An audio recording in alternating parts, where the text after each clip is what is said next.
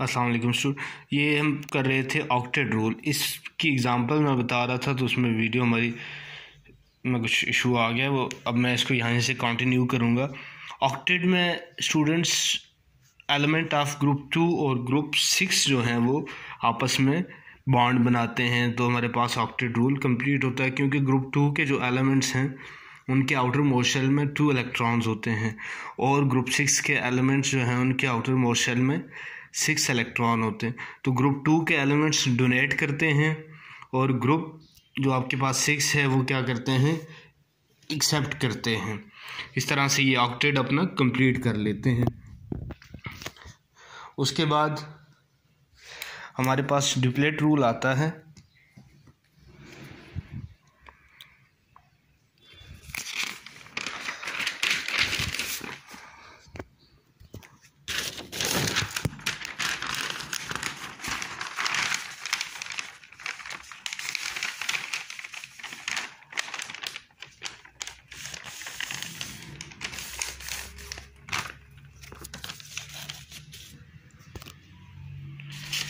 इसमें हम ग्रुप 7 को भी कर सकते हैं एग्जैक्टली।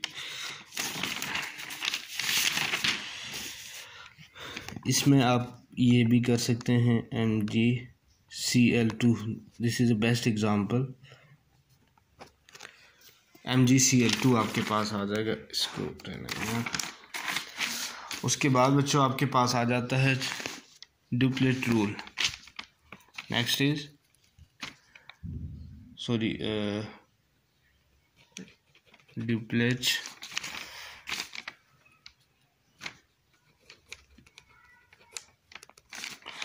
डुप्लेट रूल क्या होता है कि the ability of an atom to gain 2 electrons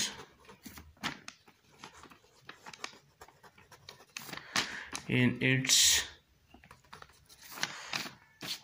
valence shell is called as duplet rule. For example, अब इसमें बहुत सारे आपके पास एलिमेंट्स आ जाते हैं, जैसे कि hydrogen,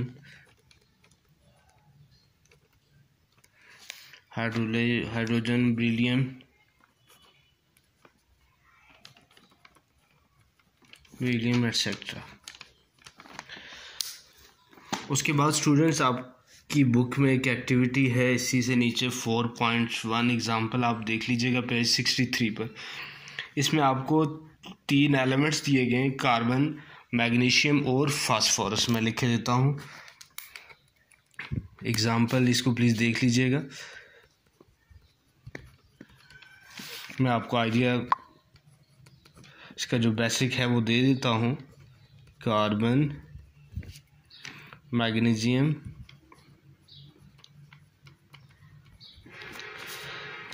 and phosphorus.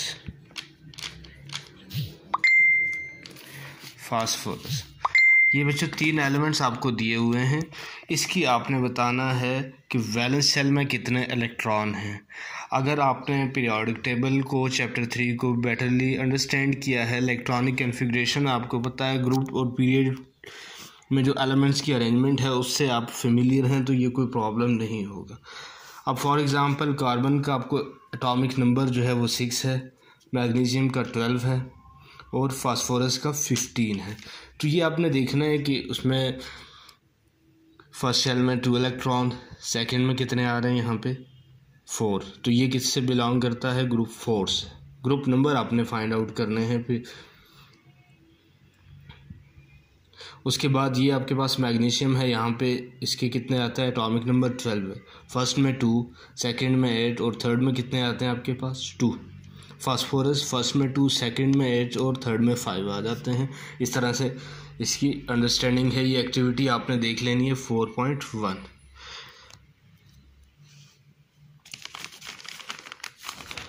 Next topic है स्टूडेंट्स हमारा केमिकल बॉन्डिंग।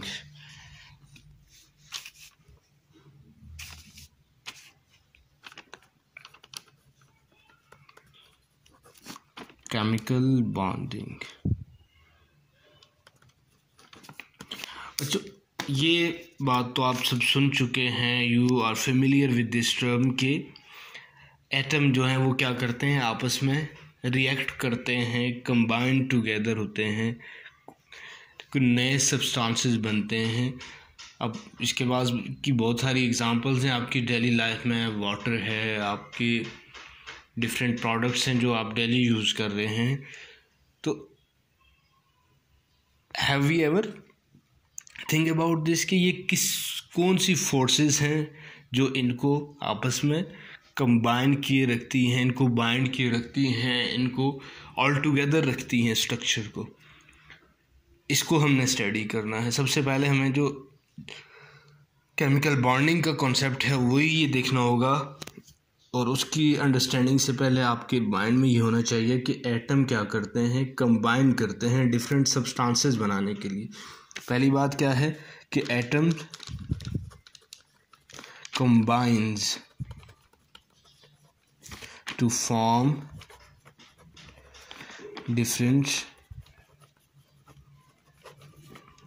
सब्सटेंसेस।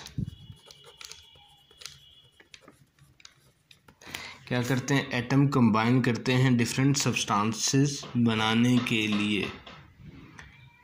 अब सवाल ये है कि उन सब्सटेंसेस को कौन सी चीज़ ऑल टुगेदर रखती है, तो वो क्या है आपके पास केमिकल बॉन्डिंग की फोर्सेस हैं जो क्या करती हैं, उनको ऑल टुगेदर रखती हैं। तो यहाँ से हम इसकी डेफिनेशन क्या लिख सकते हैं, the forces of attraction, the forces of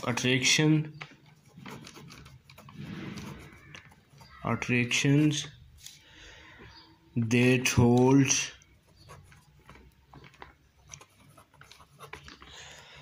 atoms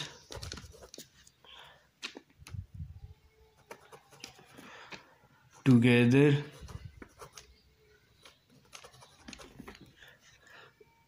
in a substance are called chemical bonds, right. कि वो फोर्सेस जो किसी भी सब्सटेंस में एटम को ऑल टुगेदर रखती हैं, उनको जोड़े रखती हैं, वो क्या कहलाते हैं, केमिकल बॉन्ड्स कहलाते हैं। वो क्या कहलाते हैं आपके पास, केमिकल बॉन्ड्स कहलाते हैं।